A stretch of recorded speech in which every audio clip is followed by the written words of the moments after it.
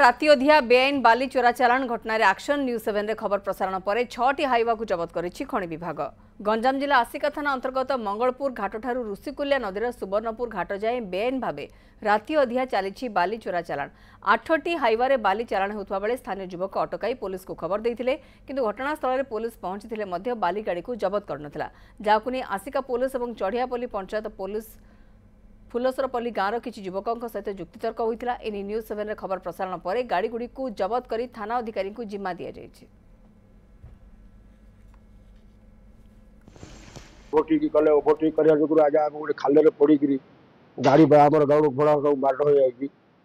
कहपुर आम पुलिस को फोन कला भी जो गाड़ी पुलिस आसला भी आम टी अपसाहय कले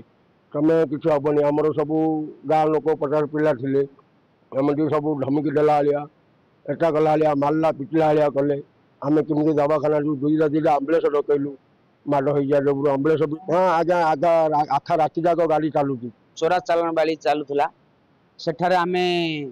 गाड़ी अटेगा बेले अटेगलु जिते गाड़ी वाला जबरदस्त माड़ी चलला जिते बेले आमर जड़े भाई अच्छे माड़ है आमे गाड़ी आगुलु आमर जी युव संघ थे सब पिला माने थिला बेले आमे पुलिस को फोन कलु। पुलिस दीटा गाड़ी रे स्टाफ आसिले किंतु पुलिस कहले कि